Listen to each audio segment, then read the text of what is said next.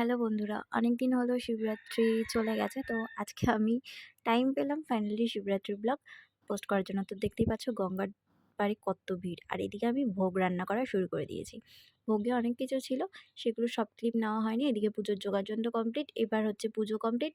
কিছু কিছু ক্লিপ তোমাদের সাথে নিতে পেরেছি, মানে এত ব্যস্ততার মধ্যে দিয়েও কিছু কিছু ক্লিপ তোমাদের সাথে নিয়েছি। এবার হচ্ছে যজ্ঞ শুরু হয়েছে, তো যজ্ঞ শুরু দেখতে থাকো তোমরা। যজ্ঞ পুজো আমরা হয়ে গেছে। আর পুজোর শেষে একটু ঠাকুরমশাইয়ের সাথে একটু মজা তোমরা দেখে নাও। লাগছে?